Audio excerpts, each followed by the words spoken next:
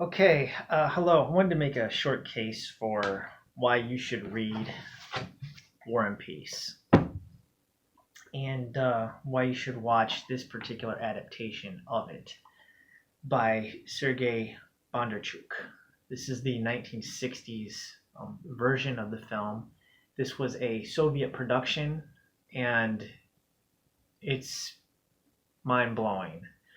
The only thing that I could compare the scope and size of this to would be Tolkien's Lord of the Rings, okay, and the Peter Jackson adaptation of the film. This is in 3 parts.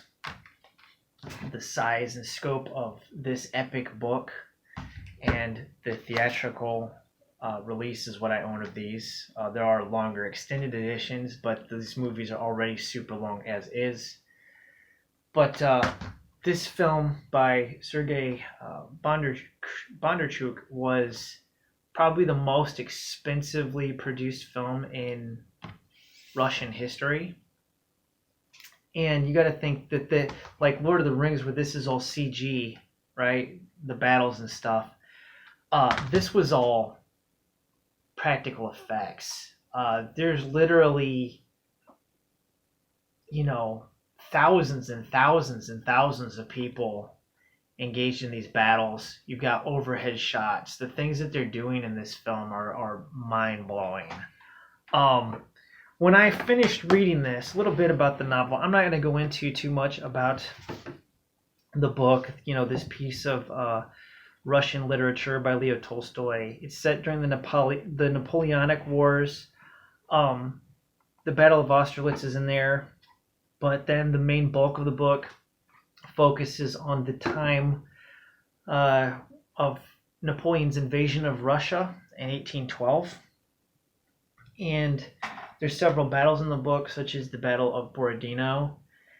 And there's a huge cast of characters. I mean, the epic scale and scope of the book is it's amazing. But these are fully fleshed out and realized characters, and they go through character arcs, like these big long journeys, character development.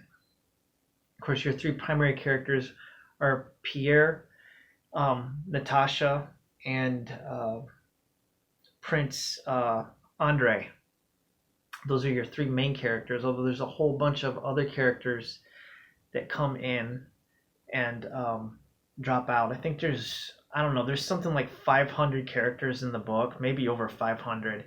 I know in the movie, the amount of characters, the speaking characters, it's staggering, right? But there's been a couple of BBC adaptations of this movie. I mean, not of the movie, but of the book. I could not get into them. They just didn't do it for me.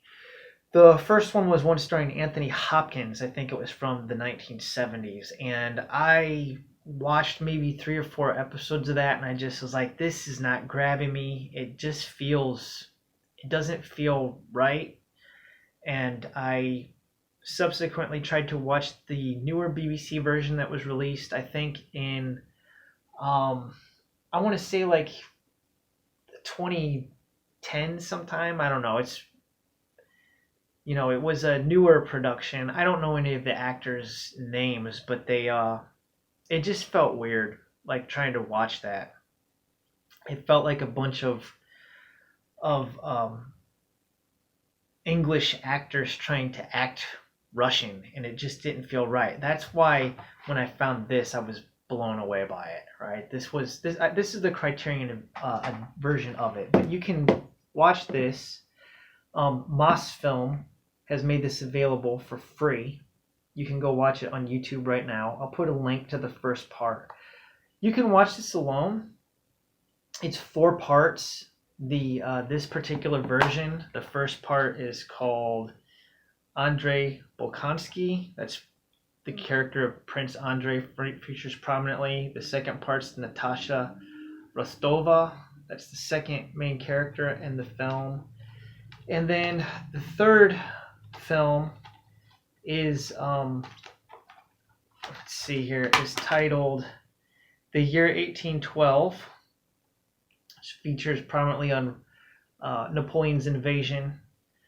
And then the final part is titled Pierre Bezukhov, which features prominently Pierre. This is restored. These movies are, it's 4 parts, very similar to Peter Jackson released the Lord of the Rings, in 3 parts. If you like big epic films, huge productions with large scope, you're going to love this, okay? However, I will say that you're not going to get as much out of this movie. Just like this, anybody that's read the book, right, Lord of the Rings, has read the book, is going to have much more enjoyment of the Lord of the Rings films. I would say the same thing about this. You can watch this on its own, but you're going to lose a lot of what's going on because it's a movie and some things just don't translate. We don't get into a lot of the internal motivations of these characters, and there's large parts that just have to be cut because it's a film. So I would recommend reading the novel, or reading the book, and then watching this film. You're not ever going to see anything like this. There's simply things in this movie that when you're thinking this was like thousands of extras doing this. I mean, one of the things that's happened is this is like very period authentic. The Soviet government basically made the museums release items for the filming of this movie. So the stuff that you're seeing, like the dress that the people are wearing, many of the items that are in the movie, as far as the drinking cups, the silverware, all this stuff is from the actual Napoleonic era.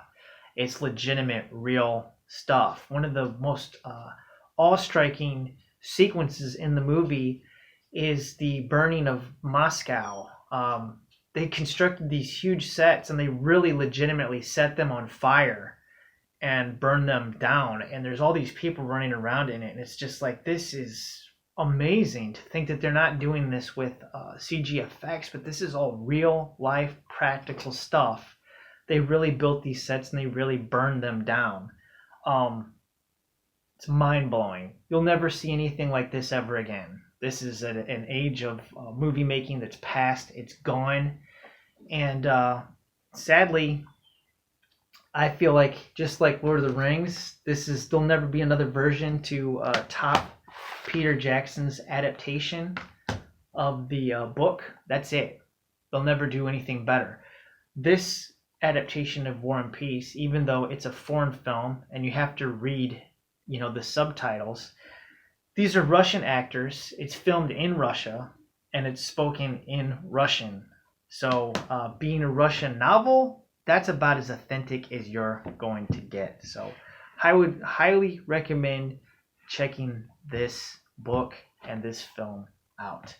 I will link part 1 below in the description box. Anyways, that's really all I have to say. I'm just completely blown away by the scope and scale of this. It's amazing, and it's something that everybody should watch at least once. All right, thanks.